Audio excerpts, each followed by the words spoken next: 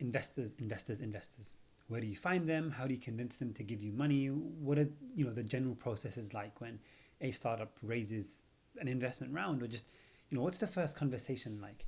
I wanted to spend a few minutes, I think, talking about how we raise a bit of money, some of the learnings that I've gone through, and hopefully you can find some of that useful for yourself. So if this is your first time here, make sure to subscribe, hit the like button, and all that fancy stuff. It really does make a big difference. So let's get going. Where do you find investors? I'm going to tell you two stories. The first is about a friend of mine called Andrew. I've known him for a good few years now. I actually first met him in the US. I was in a program when I was a student, super fun. And then I was doing a program in Dublin. I was working at Google actually.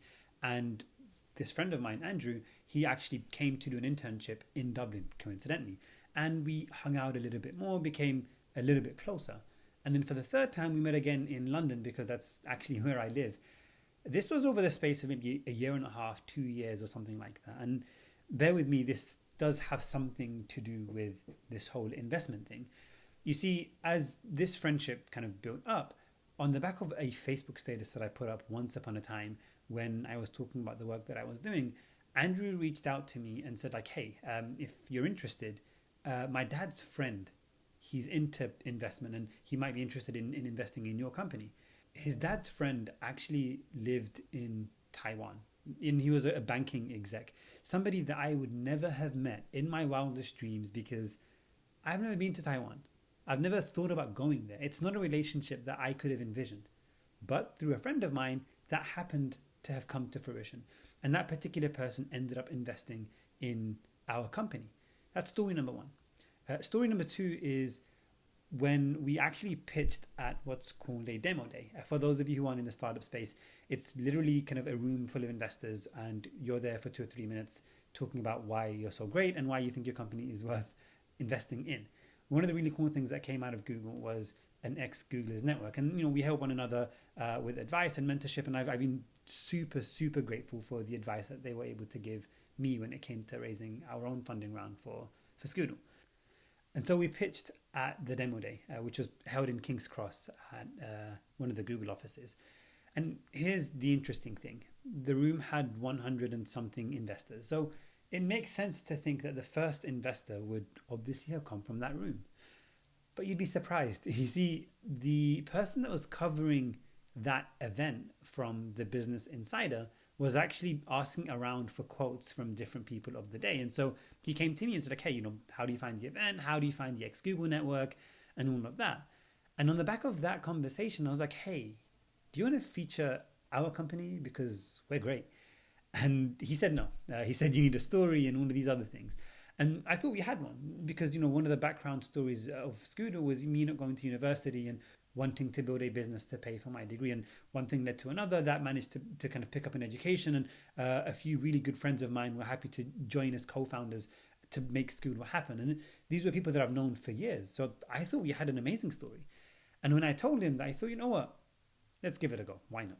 And he wrote a feature for us on the Business Insider.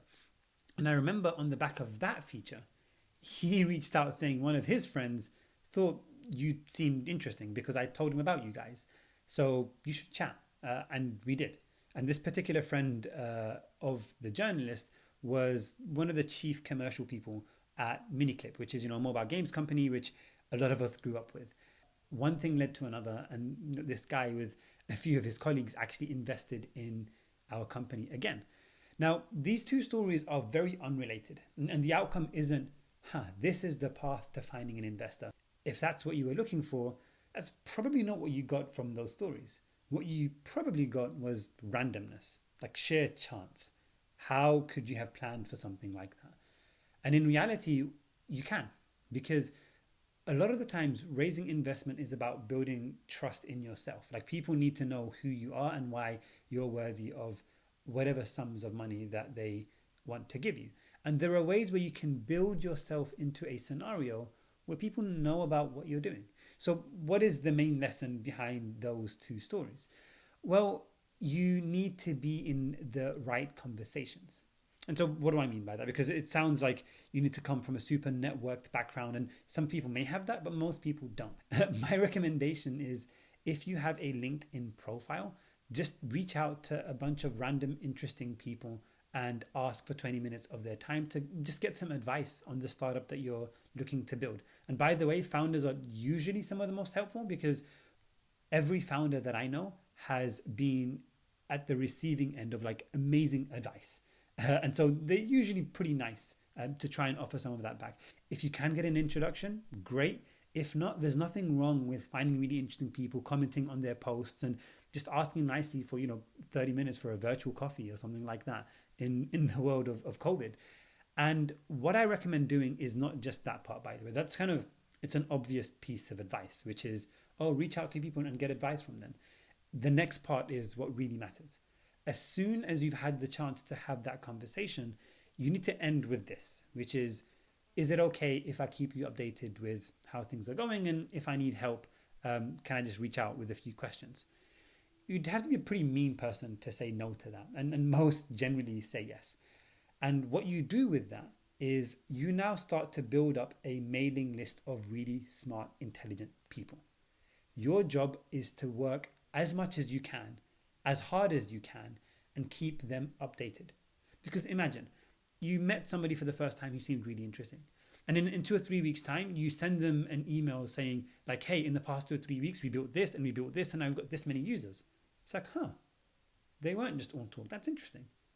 And then 2 or 3 weeks further down the line, you send another email and you're like, hey, I've now got a co-founder. And remember when I said we have, 1,000 users? We have 2,000 now. It's like, that's pretty good. And that builds up. And really, you should be doing this months before you even think about raising any money. Like months and months and months before. Build up a list of smart people and just show them your progress. Execute and execute and execute again. Because 6 months down the line, when you're actually looking to raise, you've got something that a lot of people don't, which is 6 months worth of history to prove that you are the real deal. Like, I could not recommend this enough. Make sure that you build up that list and you stay in touch with the very smart people that you end up speaking to. And the great thing about smart people, by the way, is smart people tend to know other smart people. For example, like we're in education. I'm super excited by our company. We're going to build superstar educators around the world. But sometimes we speak to people that aren't in education. And my mindset isn't, well, they can't be helpful to me, so I don't want to talk to you. That's not how the world works. It's if somebody is interesting or somebody could benefit from any advice that you can give, you should always take the conversation and take the meeting, because you have no idea who knows who, right? It's a very, very small world. I think we're all like 6 degrees away from everybody in the world, something like that. I don't know. But the main lesson here is these meetings and conversations where you build relationships are so powerful, regardless as to whether you think it will help you in the short run. In the long run, it always will. Like, you have my promise to that, and I can guarantee that in a year's time or in 2 years' time, anybody who's put this into practice will probably send me a message saying like, hey, you know what? You are right. And I'm saying this as someone that's benefited from a lot of this, despite not having, a super well-connected, wealthy background from the age of 12 and a trust fund and all these things. Just having conversations and maintaining relationships and keeping people updated with how well you're doing and how you're executing, especially in the startup world, is so valuable. So that's the main lesson of how do you find investors? You don't look for investors to begin with.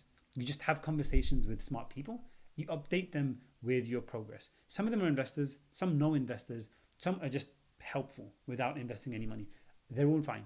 Keep them all updated with how you're doing and do that for 4, 5, 6 months. Then you say, hey, we're raising a round. And you'll be unbelievably surprised how effective that is as a strategy. So that's number one. Where do you find investors? You build up this list of a network, but the key magic insight is not in the meeting. The magic insight is in the conversations that you have after. Like, it's in the emails after and in the nudges and the random questions that you ask, 3 months down the line when you say like, hey, has anybody interviewed an engineer, for example? This is our first one that we're trying to hire. It's like, that's pretty impressive. They're hiring people now. That kind of stuff. That builds a really, really strong relationship between you and hopefully your future investors. There are a few other things I want to share in a future video on tax breaks that exist for investors. And this is, I think, one of the best schemes that exist in the UK to help attract investors. I'm going to hopefully share this in the next video. If this is your first time here, make sure to subscribe. I'm going to share a lot of my startup journeys and insights and lessons and mistakes that I've made. And hopefully it's useful for those of you that are watching. Peace.